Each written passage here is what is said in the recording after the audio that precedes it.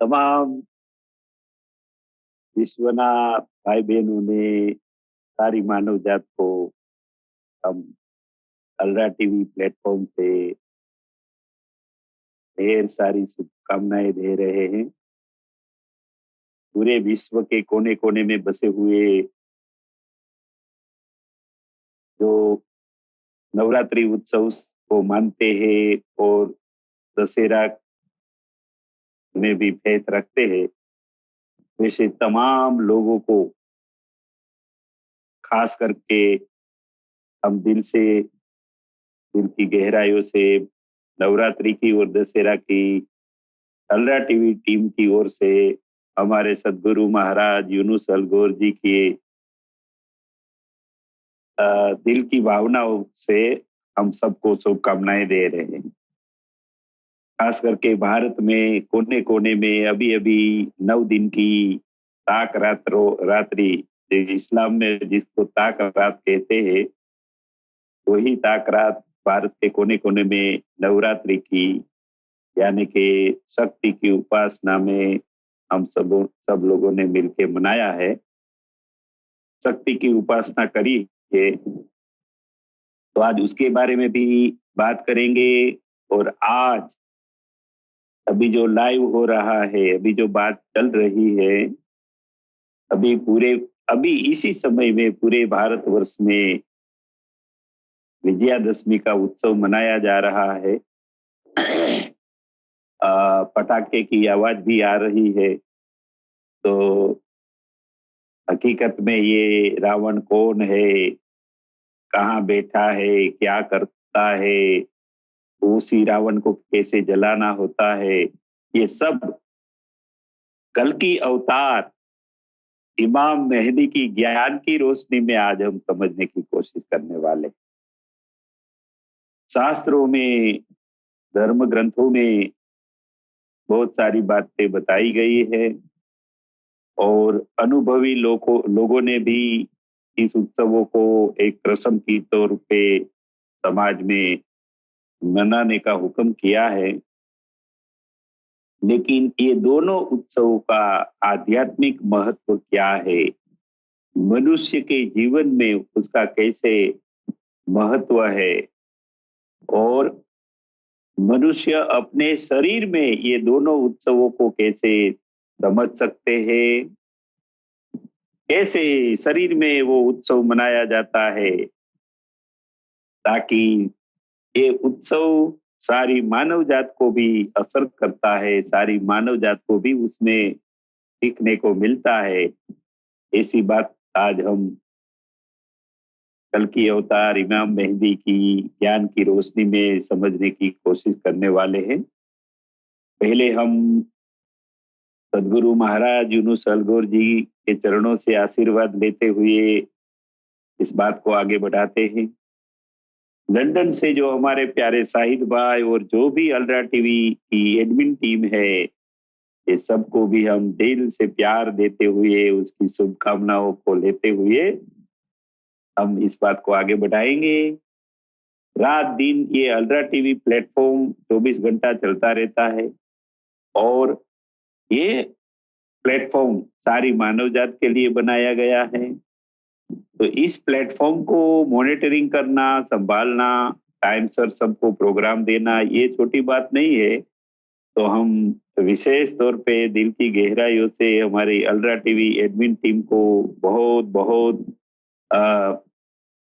हम उसका शुक्रिया अदा करते हैं, ताकि इस प्लेटफॉर्म सारी मानव जात के लिए उपलब्ध कराया है। उसमें हमारे जैसे लोगों को सेवा करने का एक अवसर दिया जाता है। तो दिल की गहराइयों से सबका शुक्रिया अदा करते हुए अभी हम दो विषय पर बात करने वाले हैं।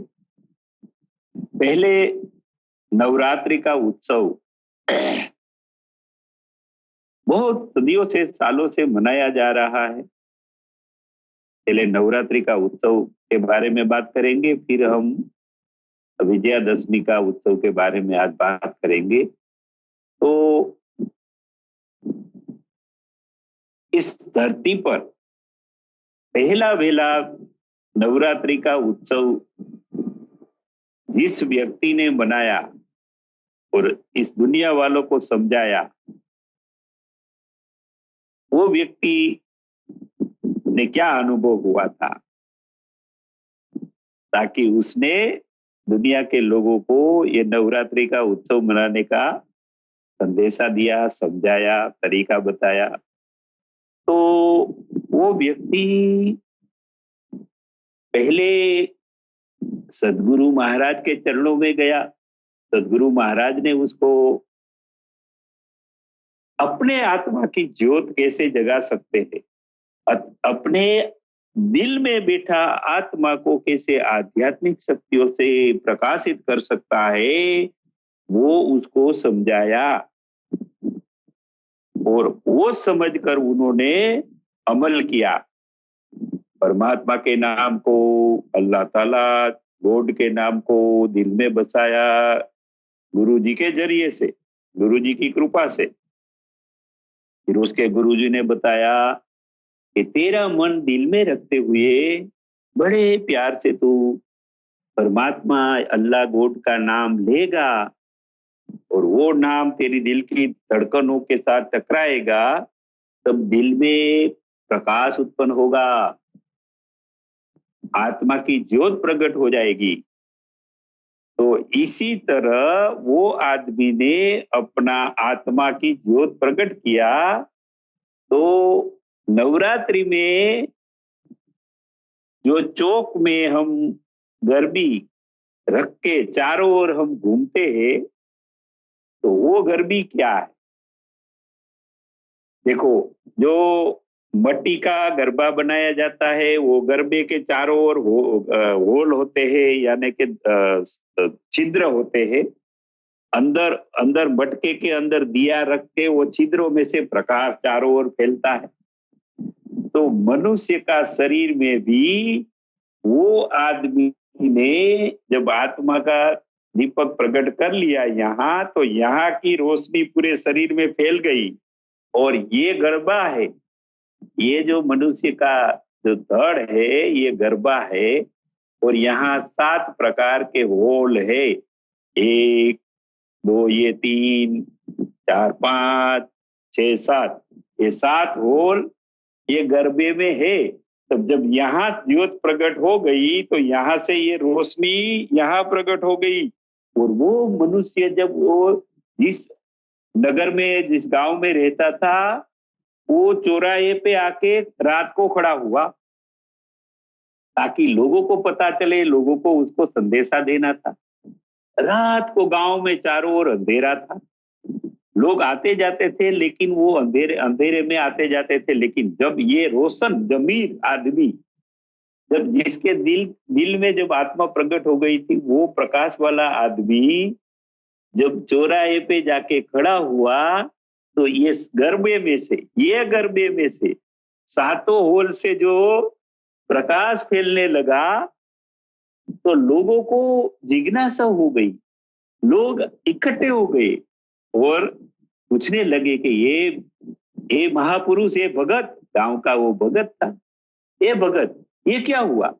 ये चौराहे पे तो चारों ओर अंधेरा था और ये अभी प्रकाश प्रकाश कैसे हो गया? तब वो भगत ने समझाया, ये सारे सब गांव वाले इकट्ठे हो जाओ। तो गांव वाले सब इकट्ठे हो गए चौक में, चौराहे पे, और वो आदमी बीच में खड़ा रहा और सबको ये समझाया। मैंने सदगुरु महाराज धारण किया, सदगुरु महाराज की कृपा से उसकी सेवा करने के बाद मैंने उसकी कृपा पाई, और उसने मुझे मेरे दिल में आत्मा की ज्योत कैसे प्रकट होती है वो समझाया, सिखाया। मैंने ये साधना तपस्या करी, तब मेरी आत्मा की ज्योत प्रकट हो गई है, और आत्मा में से प्रकाश निकलकर ये 7 द्वारों में से, ये गरबे में से प्रकाश फैला है। इसलिए चौराहे में अभी प्रकाश प्रकाश हो गया है। और जैसे मैंने किया वैसे आप भी कर सकते हैं। गांव वालों को बताया कि मैं अकेला कर सकता हूँ, ऐसा नहीं है। ये तो परमात्मा अल्लाह का, गॉड का करिश्मा है, वो उसका ये हुक्म है। वो भी चाहता है कि मेरे प्यारे मनुष्य ऐसा करे। तो मेरे सदगुरु महाराज के जरिए से मुझे मिला, तो आप लोगों को भी ये मिल सकता है। तो फिर उसने क्या किया, सारे गांव वालों को समझाया कि चलो मैं भी परमात्मा अल्लाह गॉड का हुक्म हो किया है, मेरे सदगुरु महाराज ने मुझे मुझे इस काम को, इस प्रक्रिया को आगे बढ़ाने का हुक्म किया है, इसलिए सब गांव वालों के दिल में परमात्मा का नाम, अल्लाह का नाम, गॉड का नाम स्थापन कर दिया। फिर उसने कहा कि मैं चारों ओर, यानी कि मैं बीच में खड़ा रहता हूं, मेरी चारों ओर तुम लोग डांस करो और आपको जो अच्छा लगे वो, जो आपको नाम दिया गया है वो नाम का गुंजन करो। तो वो गांव के चारों चारों चारों ओर जो जो लोग हैं वो बीच में, आप जो रोशन जमीर व्यक्ति खड़ा हो गया और गांव के चारे सब जो लोग हैं वो राउंड राउंड घूमने लगे और जेंटिंग करने लगे, यानी कि वो परमात्मा का नाम दिल में, अल्लाह गॉड का नाम दिल में टकरा, दिल की धड़कन के साथ टकरा कर वो चक्कर चक्कर डांस करने लगे। तो सबकी हृदय की धड़कन उभर गई, यानी कि हृदय की धड़कन बढ़ गई। तो हृदय की धड़कन बढ़ गई, इसीलिए वो सबके दिल में नूर प्रकाश उत्पन्न होने लगा, खुशी आने लगी। तो यहाँ ये जो गरबा खेलना, यानी कि राउंड राउंड घूमना, वो हृदय की धड़कन को बढ़ाने के लिए, हृदय की धड़कन को उभारने के लिए ये युक्ति है। वो युक्ति वो व्यक्ति ने पहले वेले मनुष्य जात को समझाई थी। फिर ऐसे करने से लोगों को खुशी मिलने लगी। तो फिर वो बोले कि अरे आज एक तो आज खुशी मिली, फिर हम कल भी मिलेंगे। ऐसे ऐसे करके करके वो वो जो समझदार व्यक्ति था, उसके गुरुजी ने उसको बताया था कि ये 9 ताक रात को करना है। ये 9 ही पसंद किया, 9 रात्रि, नहीं 8 किया, नहीं 10 किया, 9 ही क्यों किया। तो वो मनुष्य ने सारे गांव वालों को समझाया कि मेरे गुरु महाराज ने ये समझाया है कि मनुष्य के शरीर में 9 द्वार है, 9 होल है, जहां से माया का अंदर प्रवेश हो जाता है। और वो माया जब अंदर प्रवेश करती है तब वो अंधेरा कर देती है और वो माया का प्रभाव डाल देती है। इसीलिए 9 दरवाजों पे माया का प्रवेश होता है, इसलिए 9 दरवाजे में माया अंदर घुस के अंधेरा कर देती है, ज्ञान को अंदर घुसने नहीं देती है, समझदारी को अंदर घुसने नहीं देती है और प्रकाश अंदर नहीं आने देती है। सारी समझ, गुरु महाराज की कृपा, परमात्मा का नाम, अल्लाह गॉड का नाम अंदर प्रवेश नहीं करने देती है। ऐसी माया शरीर में 9 द्वार है, इसलिए 9 रात्रि, 9 ताक रात का महत्व समझाया वो महापुरुष ने कि देखो भैया, शरीर में 9 द्वार है, वहां से माया अंदर घुस गई है, हमको परेशान करती है, बंधन डालती है, दुख डालती है, बुरे काम कम कराती है, ये सब कराती है। तो ये माया को प्रेरणा करने वाला उसका पति देव अंदर बैठा है। ये माया का पति देव है नाभि आत्मा, और वो माया का पति है और उसकी पत्नी माया है। तो ये दोनों पति पत्नी मिलके मनुष्य के जीवन में अंधेरा अंधेरा वो डाल देता है और वो 9 द्वारों में अंधेरा डाल देता है। तो 9 द्वार में ये दोनों पति पत्नी मिलके कैसे अंधेरा डालता है वो भी देख लेते हैं। फिर उसको दूर कैसे किया जा सकता है वो समझेंगे। तब ये नवरात्रि का महत्व हमको समझाएगा कि महापुरुष की युक्ति ये क्या है। महापुरुष ने ये नवरात्रि का 9 दिन का उत्सव मनाने का क्यों बताया, क्यों समझाया। तो 9 द्वारों पर अंधेरा माया और ये जो नाभि आत्मा है जिसको नफ्स कहते हैं, रावण, असुर, शैतान, ये सब नाम से उसको पोकारा गया है। वो तो नाभि स्थान में बैठा है। तो वो और माया वो को बुला लेता है, माया के साथ शादी कर लेता है। तो माया पत्नी और उसका हस्बैंड ये नफ्स, तो पति पत्नी मिलके क्या करता है देखो। पहला नीचे नीचे 2 द्वार, दो द्वार है, उस पर माया और ये नफ्स पति पत्नी मिलके कैसे अंधेरा डाल देता है वो देख लेते। मनुष्य को ज्यादा खाना, शक्ति मिलेगा।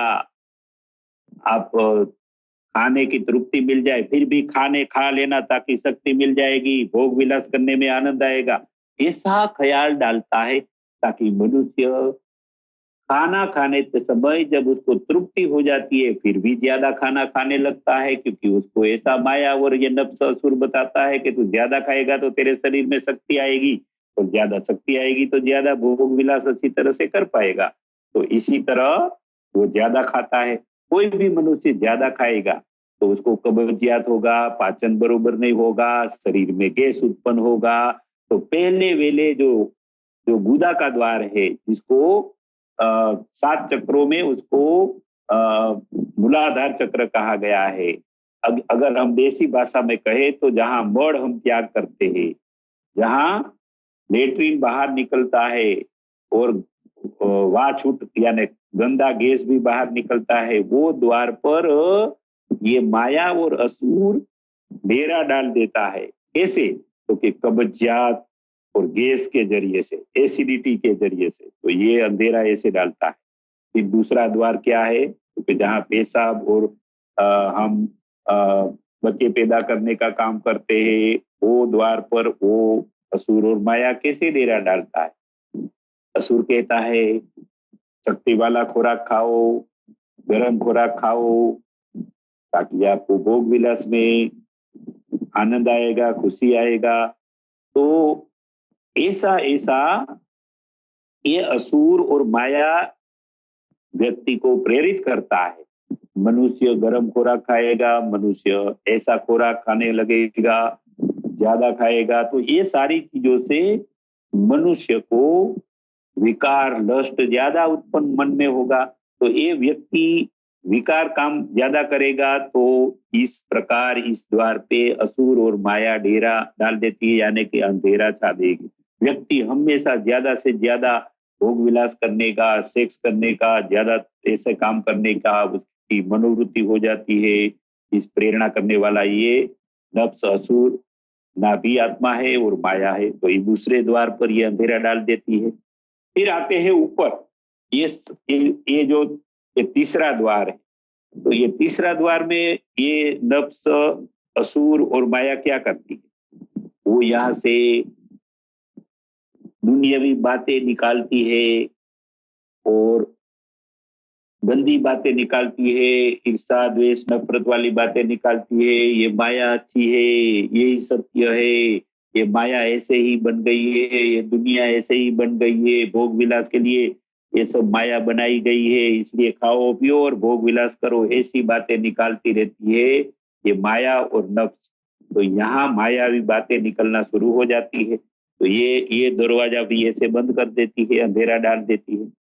फिर आते हैं यहाँ, तो ये द्वार पर जब ये जो संसार में नेगेटिव वातावरण, ये नेगेटिव जो वायुमंडल खड़ा हुआ है, वो वायु के जरिए से ये माया मनुष्य के शरीर में अंदर घुसाड़ देती है, तो ये यहाँ भी अंधेरा छा जाता है। फिर तीसरी बात, जब मनुष्य को ऐसे आलसी बना देता है ये नफ्स और माया, ताकि मनुष्य ऐसे पड़ा रहेगा, काम नहीं करेगा तो आसपास उसके शरीर में बदबू आने लगेगी, वो आसपास सफाई नहीं करेगा तो वहां से भी दुर्गंध आने लगेगी, और ऐसे आलसी और प्रमादी लोगों का संग में जाएगा तो वहां से भी उसके रोग, कीटाणु, गंदी चीजें उसको शरीर में घुसेगी। तो इस तरह ये माया और नफ्स ये पांचवें द्वार पर भी डेरा डाल देती है। फिर आते हैं इस द्वार पे, तो माया को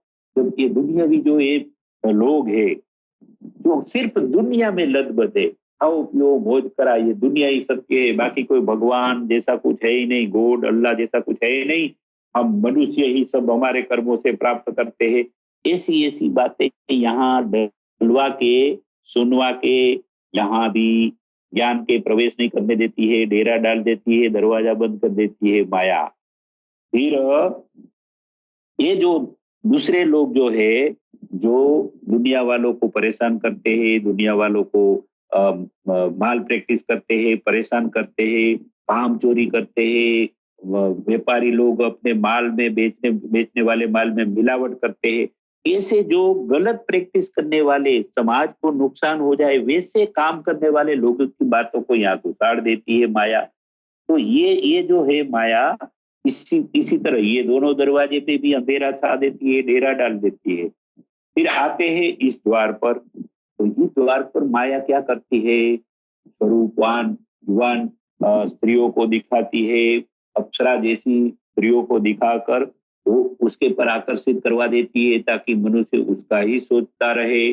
और कभी कभी, अभी इस द्वार की बात करते हैं, तो इस द्वार में एक दुनिया का नजारा, बंगला, गाड़ी, वैभव, रोड, भौतिक चीजें, ये सारी फैसिलिटी दुनिया वाले की यहाँ दिखाकर मनुष्य को यही नक्की करवा देती है कि यही सच्चा जीवन है, यही मनोरंजन इससे मिलता है, बाकी सब परमात्मा, अल्लाह, गॉड जैसा कुछ नहीं है, कि यही भोग विलास करो और अपना जीवन इसमें ही सार्थक करो। तो ऐसे सातों दरवाजे पर माया और नफ्स, ये पति पत्नी मिलके मनुष्य के जीवन में 9 दरवाजों पे जो अंधेरा डाल देता है।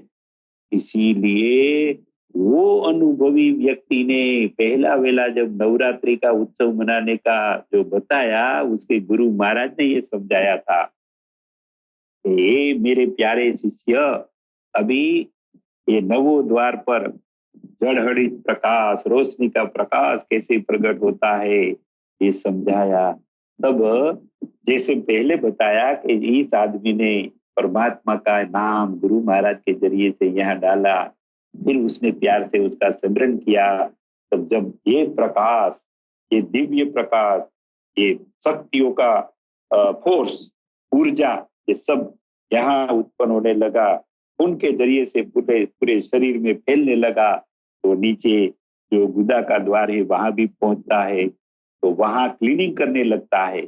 फिर यहाँ परमात्मा, अल्लाह, गॉड ऐसे विचार देता है कि वो द्वार पे तेरे को जो गैस और कब्जियत और एसिडिटी का दर्द होता था, दुख होता था, पीड़ा होती थी, उसको ठीक करने के लिए यहाँ से नूर पहुंचाना है, प्रकाश शक्ति पहुंचाना है और पानी का ज्यादा प्रयोग करना है।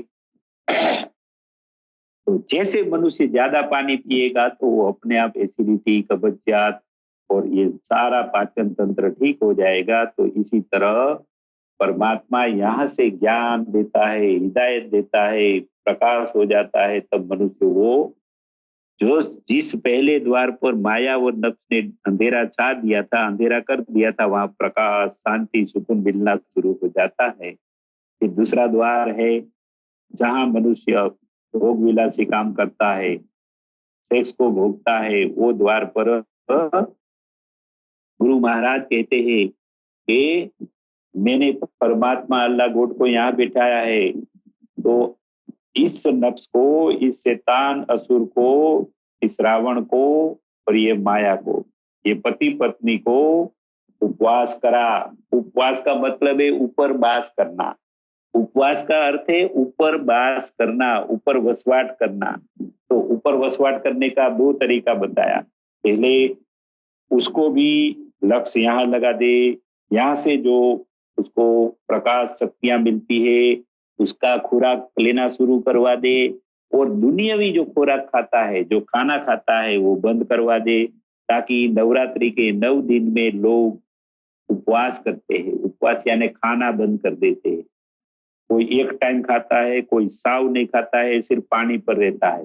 तो जैसे जैसे खाना बंद कर देगा तो उसको शारीरिक शक्ति, ये नफ्स और ये माया की जो ताकत बढ़ती है, वो ये खाना खुराक खाने से ही बढ़ती है। जैसे मनुष्य खुराक खाएगा तो वो तगड़ा होता है, नफ्स असुर और माया उसको जोर पकड़ते हैं, दोनों पति पत्नी। तो इसीलिए ये खाना बंद करवाते हैं, 9 दिन खाना नहीं, अगर तो कम खाना, ये बताते हैं, ताकि उसका लक्ष्य ऊपर आ जाए, ऊपर उपवास हो जाए। तो उपवास का अर्थ ये बताया कि उसको भी ऊपर बास करवाना।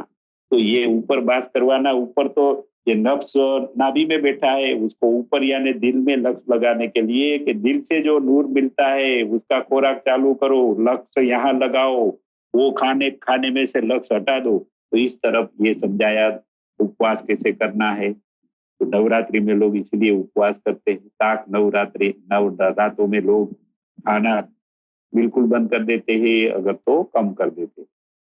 अभी आते हैं यहाँ तो गुरु महाराज बताते हैं कि मैं तेरे को जो ज्ञान दे रहा हूँ वो ज्ञान में ध्यान देना है, मेरे ज्ञान को समझना है, प्रश्न पूछना है, न समझाए तो गुरु महाराज जो ज्ञान देता है उसके पर लक्ष्य लगाने से, ज्ञान समझने से ये द्वार खुल जाता है। फिर शिष्य भी वो ज्ञान की बात दूसरे को कहने लगता है, तब इस द्वार पर ज्ञान की मुरली बजने लगती है। कृष्ण की मुरली जो बताई है, कृष्ण की मुरली, कृष्ण ने 700 श्लोक श्रीमद् भगवद गीता का ज्ञान सुनाया, कृष्ण की हाथ में मुरली दिखाई, तो ये मुरली बजने लगती है गुरु महाराज की मुरली सुनने से। यानी कि गुरु महाराज इस द्वार से ज्ञान सुनाते हैं, तब जब शिष्य वो ज्ञान को धारण करता है तब वो खुद भी आगे जाके तैयार हो जाता है, तब वो भी इस द्वार पर प्रकाश फैलाना वो भी शुरू कर देता है। यानी कि इसका ये द्वार बात ज्ञान की बातों से प्रकाशित हो जाता है। फिर यहाँ आते हैं इस द्वार पर, तो जब मनुष्य बाहर का वायुमंडल का जो नेगेटिव जो गीजा में जो नेगेटिविटी फैली है उसको अभी तक धारण करता था, लेकिन अभी उसकी आध्यात्मिक शक्तियों से वायुमंडल तैयार होगा, अच्छा वायुमंडल फैलेगा और उसके संग में अच्छे लोग, सत्संगी लोग आएंगे, गुरु महाराज के संग में जाएगा, गुरु महाराज के संग में आसपास अच्छे लोग बैठे होते हैं, तो ये सबका अच्छा वायुमंडल खुद की साधना तपस्या से खुद का वायुमंडल बनता है, ओरा बनती है, उसका फायदा मिलता है, गुरु महाराज के सत्संग से, गुरु महाराज के सत्संगियों के सब से जो गीजा में जो आध्यात्मिक शक्तियां होती है वो प्रवेशना शुरू हो जाती है। इसलिए ये जो पांचवा द्वार है, जो चौथा जो द्वार है, वहां प्रकाश आना शुरू हो जाता है, अंधेरा गायब हो जाता है। फिर गुरु महाराज उसको कर्मशील बनाता है, कर्मवीर बनाता है, काम करो, सफाई रखो। इस्लाम में कहा है कि सफाई आधा ईमान है, और इंग्लिश में एक कहावत है कि cleanliness is the first law of nature. तो इसका मतलब है प्रकृति का पहला नियम है सफाई रखो, साफ सुथरा रहो, तो वो कर्म करेगा, खुद सब साफ सुथरा रहेगा, आसपास सफाई करेगा और कोई बीमारी को नहीं आने देगा और बीमार लोगों के साथ संग नहीं करेगा, ऐसे कर्म ही यदि आलसी लोगों के पास नहीं जाएगा तो वो गंदगी इस द्वार से भी नहीं आएगी। तो इस प्रकार इस जो द्वार है, इस दोनों द्वार पे प्रकाश प्रकाश सुगंध, अच्छी बातें आना शुरू हो जाएगी। फिर गुरु महाराज सत्संग सुनाते हैं, इसीलिए गुरु महाराज की बातें सुनना, परमात्मा के पास कैसे जाना है वो तालीम की बात सुनना, ये सुनते सुनते ये द्वार पर जो ये दुनियावी बातें सुनने का जो अभ्यास हो गया था वो मिट जाता है और गुरु महाराज के ज्ञान में लक्ष्य लगता है, अच्छी अच्छी बातें सुनने में लक्ष्य लगता है। जो सत्संगी लोग उसके साथ होते हैं उसके अनुभव सुनते हैं तो ये द्वार में भी प्रकाश हो जाता है। फिर जो बुरे कर्म करने वाले लोग हैं, जो दुनिया समाज को नुकसान करते हैं, माल प्रैक्टिस करते हैं, मालों का मिलावट करते हैं, दवाइयों में मिलावट करता है, डुप्लीकेट दवाइयां बांटता है, तो ऐसे जो समाज में गंदे काम करने वाले लोग हैं उसकी बात सुनने को बंद कर देता है। गुरु महाराज उसको मना करता है कि ये नुकसान करता है, जीवन बर्बाद करता है, आपको भी अच्छा कर्म करना होगा। तो अच्छे कर्म करने लगते हैं, बुरे लोगों का संग छोड़ देता है, तब बुरे लोगों की बातें यहाँ से आना बंद हो जाती है। और जो अच्छे कर्म करते हैं, जो दुनिया की भलाई के कर्म करते हैं, जो उसके वो अच्छे कर्मों से दुआ मिलती है, वैसा कर्म वो भी शुरू कर देता है और वो अच्छे लोगों के बातें सुनने के लिए ये भी द्वार में प्रकाश आ जाता है। फिर आते हैं बात कि अभी तक वो स्वरूपान युवान लड़कियों को देखता था इन आंखों से और वो लस्ट और ऐसे विकारी भाव में हमेशा खुशियां मनाता रहता था। अभी गुरु महाराज का दर्शन करने में खुशियां मनाने लगा, गुरु महाराज के साथ बार बार जाके गुरु महाराज का दर्शन करके भाव विभोर होने लगा तो इस द्वार पर प्रकाश आने लगा। फिर जब गुरु महाराज की कृपा हो जाती है तब गुरु महाराज अपने साथ ले जाता है और जब आखिर में परमात्मा का दर्शन, अल्लाह ताला गॉड का दर्शन अरसे इलाही पे जाके परम धाम में जाके जब कर लेता है तब इस द्वार भी प्रकाशित हो जाता है।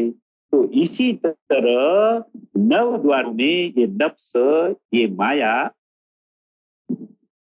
ये दोनों पति पत्नी मिलके कैसे अंधेरा डाल देता है। ये 9 रात्रों में जो अंधेरा होता है और ये अंधेरों को दूर कैसे किया जाता है वो भी वो अनुभवी व्यक्ति ने बताया। इसी तरह ये नवरात्रि का उत्सव कैसे मनाना है वो समझाने के लिए उन्होंने बताया। फिर आगे इसी नवरात्रि में 1-2 और घटना बनती है कि नोरता, इसको नोरता देसी भाषा में नोरता कहते हैं, यानी निमंत्रण देना। तो ऐसे महापुरुष जो अनुभवी है, जिसके गर्भा जड़जड़ित हो गया है, जिसके दिल में अल्लाह परमात्मा गॉड का नूर प्रकाश प्रकट हो गया है, रोशन जमीन जो हो गया है, उसको नोरता यानी निमंत्रण देना है, हमारे घर में आके सत्संग सुनावे, हमारे पास आके, और हमको भी उसके पास जाना है, उसको भी निमंत्रण देना है, उसको नोरता कहते हैं। इस नोरता में लोग घर भी तो घूमते हैं। वो बताया कि वो हृदय की धड़कन को उभारने के लिए ये गरबा घूमना है, डांस करना है और जेंटिंग करते समय माता जी का नाम हृदय की धड़कन के साथ लेना है, इसलिए ये नवरात्रि मनाई जाती है। फिर आगे एक काम और होता है, छोटी छोटी बालिका अपने सर पर वो गरबा, जो गरबे में दिया जलता है और कानों में से प्रकाश आसपास फैलता है, वैसा गरबा लेके अपने मोहल्ले में घूमती है। इसको इस्लाम में तबलीग करना बताया। तबलीग करना यानी कि तूने जो गुरु महाराज से ज्ञान सुना है वो ज्ञान आसपास के लोगों को, बाहर गांव, दूसरे गांव में जाके इस ज्ञान को प्रचार प्रसार करना, समझाना, इसको तबलीग कहा गया है। यहाँ नवरात्रि में बालिकाएं अपने मोहल्ले में घूमती है गरबा लेके और गीत गाती गाती आनंद से जाती है। इसका मतलब क्या है?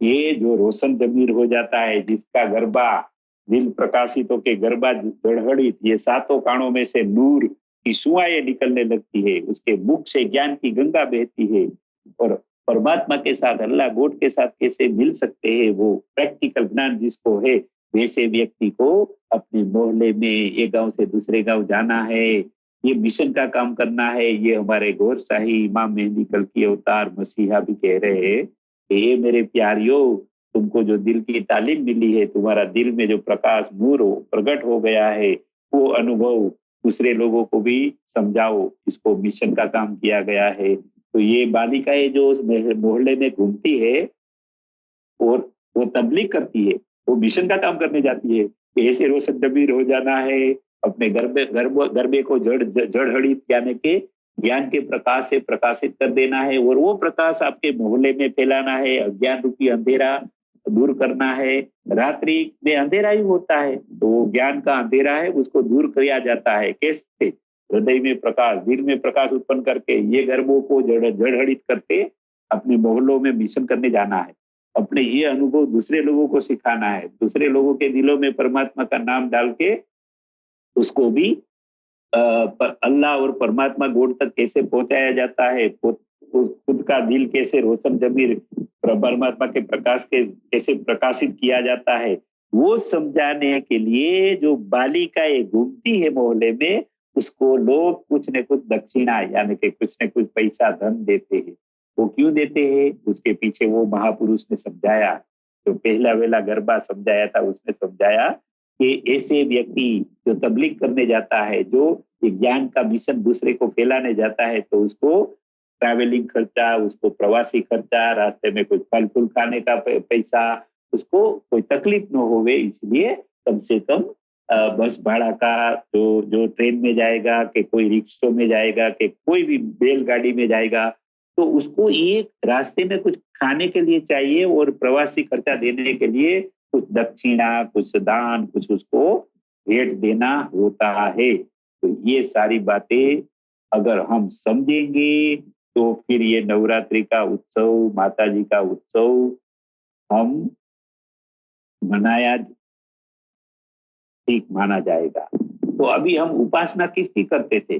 अरे सरस्वती देवी की उपासना करते थे ताकि माया देवी को वो महात कर सके, माया देवी के अंधेरा दूर कर सके। सरस्वती देवी की उपासना ही सत्य नवरात्रि की 9 दिन में देवियों की उपासना है। सरस्वती देवी सब देवियों की सबसे श्रेष्ठ देवी है, क्योंकि ये ज्ञान रूपी सरस्वती किसी को नहीं मिलेगी तो ये 9 द्वारों में जो माया और नफ्स शैतान जो अंधेरा छा देता है उसको हम कैसे दूर कर पाएंगे। तो इसीलिए सरस्वती देवी की उपासना करना, इसी तरह करना, हृदय में माता जी का नाम, सरस्वती देवी का नाम बिठाकर, परमात्मा का नाम बिठाकर वो वहां हम मन लगा के उसकी उपासना करेंगे, सिमरन करेंगे, तभी हमारा आत्मा प्रकाशित होगा। ये नवरात्रि का उत्सव है। अभी हम आते हैं रावण को जलाना। दशहरा आज मनाया जा रहा है भारत के कोने कोने में, और कहीं कहीं दूसरे देशों में भी दशहरा मनाया जा रहा है। तो ये हकीकत में ये रावण श्रीलंका में लोगों को समझाने के लिए जन्म भी उसका हुआ था, राम भी वहां गए थे, राम और रावण का युद्ध भी हुआ था, ये रावण सीता जी को भी ले गया था। तो ये सारी घटना बाहर भी तो हुई है प्रैक्टिकल, लेकिन शरीर में उसको जब हम समझेंगे तब मनुष्य को खुशी मिलेगी। और हकीकत का रावण हमारे शरीर में बैठा है। श्रीलंका वाला रावण तो राम ने त्रेता युग में उसको हराकर अपने चरणों में लेके उसका उद्धार कर दिया। वो घटना तो बन गई, चली गई। और ये दशहरा 10 मत्था वाला रावण को जलाते आ रहे हैं हम लोग, लेकिन हकीकत में वो 10 मत्था वाला रावण कौन है? हकीकत में मनुष्य को कदापि 10 मत्था वाला नहीं हो सकता है, लेकिन ये रावण को 10 मत्था वाला क्यों बताया गया है उसको भी समझने की कोशिश करेंगे। और हम शरीर पे समझेंगे तब मनुष्य के जीवन में उसका फायदा होगा। ऐसे रावण की कहानियां रामायण में ऐसे सुनते रहेंगे। रामलीला मैदान में दिल्ली में और कई जगह पे अयोध्या में हम रामलीला मनाते रहेंगे। और ये दशहरा के दिन रावण को 10 मथा वाला पुतला बनाकर जलाते रहेंगे, तो हकीकत का रावण हमको समझ में नहीं आएगा। और हर साल ये रावण को हम जलाते आए हैं, तो रावण दूसरे साल कहाँ से प्रकट हो जाता है, तो फिर जलाना पड़ता है। राम ने तो रावण को एक बार लंका में महात कर दिया, अपने चरण में ले लिया, उसका उद्धार कर दिया। लेकिन हकीकत में ये रावण कौन है? सच्चा रावण कौन है, कहाँ है, क्या करता है, इसको समझेंगे। तो ये रावण हर एक मनुष्य के शरीर में नाभि कमल में नाभि स्थान में बैठा है। और उसका नाम रावण भी है, असुर भी है, नफ्स भी है, शैतान है। इसका ऐसा ऐसा नाम है क्योंकि वो हमेशा बुरा काम करवाता है, बुरी सोच डलवाता है। वो हमारी वृत्ति को, वृत्ति रूपी वृत्ति यानी हमारी इच्छाएं, हमारी भावनाएं, हमारी सुरता। सुरता बहुत प्रॉपर शब्द है, क्योंकि शब्द के पीछे सुरता लगी है। सुरता यानी लक्ष्य, अटेंशन। तो ये सुरता रूपी सीता मैया को ये नफ्स, ये रावण और लेता है, अपनी ओर खींच लेता है, ताकि हमारा लक्ष्य, हमारी सुरती सदगुरु महाराज के ज्ञान में, ज्ञानियों की बातों में, धर्म ग्रंथों की बातों में नहीं जाने देता है। वो सुरता रूपी सीता मैया को वो नाभि में बैठा असुर रावण अपनी ओर खींच लेता है। और फिर वो कहाँ लगाता है? वो ये कहता है तेरी इंद्रियों से भोग विलास कर ले, 5 विकारों का काम क्रोध लोभ मोह, खास करके काम लस्ट को भोगता रहे, मनोरंजन का आनंद लेता रहे, वो ही सच्चा है, उससे ही तेरा जीवन सार्थक है। ऐसा ऐसी बातें करके ये रावण नफ्स मनुष्य को उलझन में रखता है, काम विकारों में भटकाता रहता है, काम विकारों की मनोरंजन वाली भोग विलासी प्रवृत्तियों में व्यस्त रखता है, और उसको उससे खुशी मिलती है। वो देखता रहता है कि ये मेरा गुलाम बन गया, और वो पूरे शरीर पर कब्जा जमा कर ये लंका समंदर में तो है अभी भी, लेकिन यही शरीर रूपी लंका में, ये पेट में मध्य में जो नाभि है वो ही समंदर के बीच में लंका है जहां रावण बैठा है। तो ये पूरे शरीर पर, सारी इंद्रियों पर, मन बुद्धि, ये सब पर वो अपना कब्जा जमा के बैठा है, शासन करता है। रावण का शासन ये पूरे शरीर पर चलता है, इसका अर्थ है सारी श्रीलंका पर उसका राज चलता है। तो वो कैसा अहंकारी बन जाता है, वो कहता है कि ये मनुष्य के शरीर में, दिल में आत्मा जीवात्मा होने के बावजूद भी मैंने उसको शरीरधारी जीवात्मा को कब्जे में ले लिया, उसके ऊपर मेरी नेगेटिविटी का प्रभाव डाल दिया। तो वो उसको खुशी मिलती है, वो बार बार वैसा करता रहता है, इसीलिए वो सुरता को हर लेता है। तो ये सुरता को हर के रावण नाभि में बैठा है। फिर राम यानी के शब्द, यहाँ शब्द लेंगे, वो शब्द गुरु महाराज का शब्द जब हृदय में आता है, उसके साथ परमात्मा को भी हृदय में बिठाता है, तब मनुष्य जब वो परमात्मा का नाम शब्द रूपी राम जब प्रकट करता है दिल में, उसका सिमरन करने लगता है, हृदय की धड़कन के साथ वो परमात्मा का नाम, गॉड अल्लाह का नाम लेने लगता है, राम को धारण करता है दिल में, तब राम के पास शक्ति आती है, राम के पास ऐसा पावर, आध्यात्मिक शक्ति आ जाती है, और उसको एक ऐसा सेवक मिलता है जो हनुमान जी की तरह दास होता है। वो हनुमान जी का रूप अभी देखेंगे, हनुमान जी की गदा क्या है वो समझेंगे। तो ये जो हनुमान जी है वो हमारे हृदय में, हम एक महान आत्मा है, ऐसा जो सूक्ष्म अहंकार होता है, उसको जब मनुष्य दूर कर देता है, मान अपमान को मान मिले, वाह वाह गुरु महाराज की जय हो, तुम तो बहुत अच्छे हो, तुम महान हो, ये जो मान वाली चीज है उसको जब मनुष्य दूर कर देता है, तब उसके दिल में आध्यात्मिक शक्ति का संचार होता है, वही हनुमान जी है। और वो हनुमान जी जब मनुष्य यहाँ सिमरन करता है, तब आध्यात्मिक शक्तियों को लेके जब लंका पहुंचता है, यानी कि आध्यात्मिक शक्तियों उनके साथ प्रकाश शक्तियां जब उनके साथ बहती बहती जब लंका में पहुंचती है, तब राम और हनुमान जी की सेना, ये सेतुबंध बंधाना है। सेतुबंध है क्या? समंदर में राम के नाम लिखा हुआ पत्थर रखा तो वो सेतुबंध बन गया, यानी के पुल बन गया।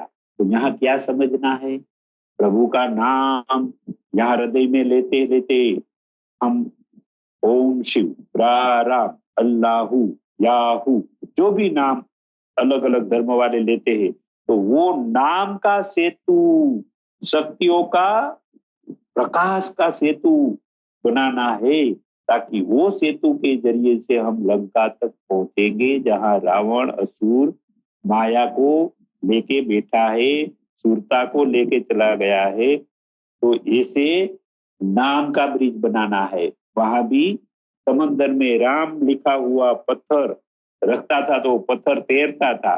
तो इसी तरह जब अल्लाह राम का नाम, हम क्राइस्ट का, जीसस क्राइस्ट का नाम याहू या ईसा अल्लाहू राम ओम शिव जो भी नाम हमारी श्रद्धा में है वो लेंगे, तब वो नाम का ब्रिज बनने लगेगा, शक्तियों का ब्रिज बनने लगेगा और हम नाभि में बैठा रावण तक पहुंच जाएंगे। तो फिर वहां पहुंच के हम करेंगे क्या? तो राम को भी वहां लंका में पहुंच के मालूम नहीं था, वो विस्मृति में आ गया था कि युद्ध तो चालू हो गया, राम तीर छोड़ते थे तो रावण का 10 माथा वाला मायावी रावण था। तो मायावी रावण का अर्थ क्या है? ये नफ्स, ये असुर, ये शैतान, ये राक्षस जो हमारे नाभि में बैठा है, उसके पास ऐसी नेगेटिव शक्तियां है, वो कितने भी रूप धारण करता है और पूरे शरीर में कहीं भी जाके खड़ा हो जाता है।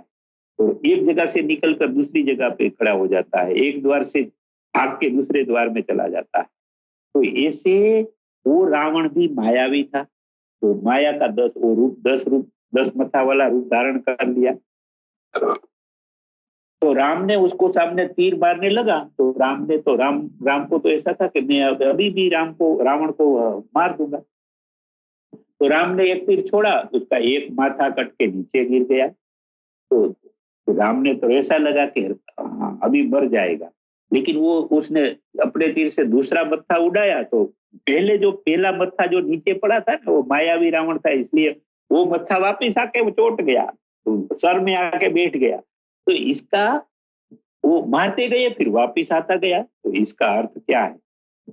ये असुर, ये रावण, ये जो नाभि में बैठा है, वो एक नेगेटिविटी अगर हम हटाएंगे, हम सोचेंगे चलो अभी हम काम को, विकार को बहुत भोगना नहीं है, तो वो क्रोध खड़ा कर देगा। चलो क्रोध भी नहीं करना है तो मोह खड़ा कर देगा, फिर मोह को हटाएंगे तो लोभ खड़ा कर देगा। तो इसी तरह ये 10 प्रकार की जो मुख्य मुख्य जो बुराइयां है, वो ही रावण का सर है, वही रावण का 10 मत्था है, ये यहाँ समझना है। और राम ने तीर मारना शुरू किया, लेकिन उसको ये भूल गया था कि रावण को हराना है तो कहाँ तीर मारूं, तो तीर कौन सा होगा, ये वो उसको भी विस्मृति में आ गया था। इसलिए सदगुरु महाराज के रूप में वहां विभीषण प्रकट हो गए। इसका अर्थ क्या है कि सदगुरु बिना कोई भी समस्याओं का समाधान नहीं होता है। परमात्मा की प्राप्ति भी सदगुरु से ही होती है। आने वाले हमारे सामने आई हुई समस्या, हमारी पीड़ा, हमारा तकलीफ, हमारा बंधन जो भी है, हमारी सारी बुराइयों हमको चारों ओर घेर के खड़ी हो गई है, उससे बाहर निकलना है तो सदगुरु की कृपा जरूरी है, ये बताता है। तो विभीषण रूपी सदगुरु महाराज वहां खड़ा हो गया और उसने कहा कि हे राम जी, ये रावण ऐसे नहीं मरेगा, रावण को मारने के लिए उसकी नाभि में तीर मारना पड़ेगा। यहाँ से तुम कितने भी माथा उड़ाओगे वापिस आता जाएगा, उसका मतलब है एक बुराइयां तुम हटाओगे दूसरी आ जाएगी, दूसरी हटाओगे तीसरी आ जाएगी। तो ऐसे ये रावण नहीं मरेगा। उसको मारने के लिए उसका अमृत कुंभ नाभि में है। उसका मतलब ये कि उसको हटाना है तो नाभि में तीर मारना पड़ेगा। तो फिर राम ने जब नाभि में तीर मारा, तब रावण हे राम करके राम के चरण में आके तो राम को स्वीकार कर लिया, यानी कि राम की महानता को स्वीकार कर लिया, अपने अहंकार को छोड़ दिया, अपनी माया को समेट लिया और परमात्मा के चरण में वो रावण नफ्स आ गया। तो यहाँ कल्कि अवतार भी हमको समझाते हैं, इमाम मेहदी कल्कि अवतार समझाते हैं सारी मानव जात को, जो इस कलयुग के समय में 82 साल से अवतरित हो गए हैं, वो भी सच्चे अर्थ में रावण को समझाते हैं कि ये मनुष्यों, तुम्हारे नाभि में रावण नफ्स, ये राक्षस असुर जो बैठा है ने, उसकी पत्नी माया को लेके, तो उसको हटाना है तो यहाँ शक्ति उत्पन्न करो सिमरन के जरिए से, और वो शक्ति वाला तीर जब नाभि में तुम मारोगे तब वो रावण कंट्रोल में आएगा। तो जब मनुष्य के शरीर में आध्यात्मिक प्रकाश शक्तियां उत्पन्न होने लगती है, तब ये सब द्वारों पे शक्ति फैल जाती है, पूरा शरीर रोशन जमीर हो जाता है, पूरा शरीर एनलाइटन हो जाता है। तब मनुष्य ये लस्ट काम पर भी कंट्रोल पा लेता है, उसको काम में वृत्ति नहीं रहती है, परमात्मा के ज्ञान में, प्रकाश में आनंद मिलना शुरू हो जाता है। यानी कि नीचे वाले द्वार में, लस्ट के द्वार में जो भोग विलासी मनोरंजन करने लगता है मनुष्य, उसकी वृत्ति, उसका संस्कार को हटाने के लिए परमात्मा यहाँ दिल में परमात्मा के साथ आनंद लेने लगता है। उसको बार बार क्रोध आता था, रावण क्रोध दिलवाता था, तो अभी क्रोध प्रेम में पलट जाता है, सारी दुनिया की मखलूकों को प्रेम करने लगता है। जब यहाँ प्रकाश उत्पन्न होने लगता है तब फिर लोभ कम हो जाता है। कब लोभ में करके क्या करूंगा, सारा धन इकट्ठा कहाँ करना है, अभी तो मुझे परम धाम जाना है, अरसे ही लाइफ पे जाना है, कयामत का दिन में हिसाब देना है, मुझे तो परमात्मा को प्राप्त करना है, अल्लाह ताला को प्राप्त करना है। इसलिए दुनियावी पैसा इकट्ठा करने की जरूरत नहीं है, जो है वो भी मिशन में यानी कि अच्छे कर्म में वापरो, तो वो उदारता आ जाती है, लोभ चला जाता है।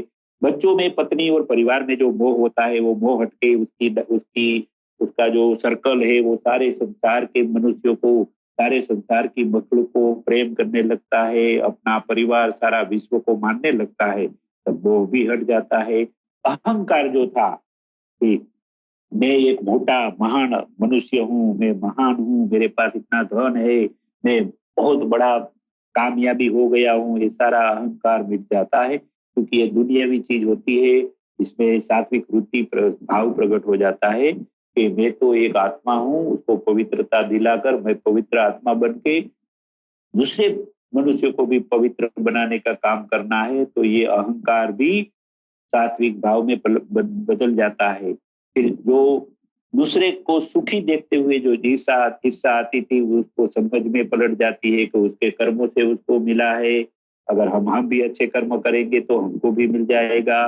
फिर द्वेष नफरत जो करते थे, हम दूसरे लोगों को हमारा दुश्मन मानने लगे थे, लेकिन कोई हमारा दुश्मन नहीं है, सब भाई भाई है, सब मोमिन है, ये समझ में आ जाता है तो द्वेष भी मिट जाता है। फिर हम दूसरे लोगों की निंदा खुजली बैक बाइटिंग यानी कि उसकी बाद में बुराइयां करते हैं, वो भी हम बंद कर देते हैं, क्योंकि हमको समझ में आ जाता है कि ये हमारा समय बर्बाद हो जाएगा।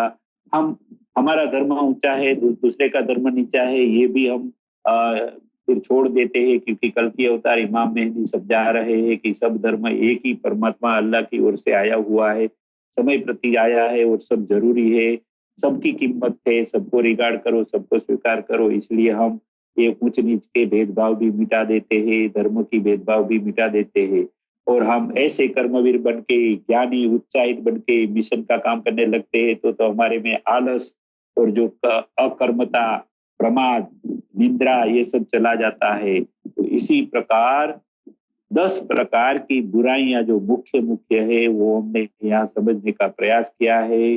वो ही रावण के 10 मत्थे है, उसको ही यहाँ प्रकाश सत्या उत्पन्न करके हमको नष्ट करना है, और ये मनुष्य जीवन में ही ये बुराइयां होती है, उसको नष्ट करना है। और ये रावण जो है असुर है, वो तब तो लंका में था, वो राम वहां जाके उसको हनन किया, लेकिन हम शब्द रूपी, सत्य रूपी भगवान के नाम में हमको राम को यहाँ दिल में बसाकर, यही राम को शक्ति वाला करके नाभि में बैठा रावण को हमको नष्ट करना है।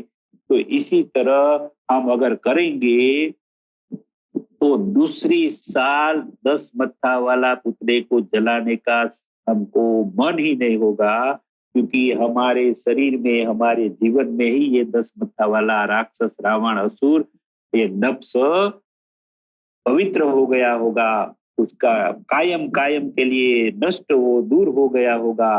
तो हर बार ये पुतले जलाने का, पैसा धन पटाखे लगाने का, प्रदूषण फैलाने का हमको मन ही नहीं होगा।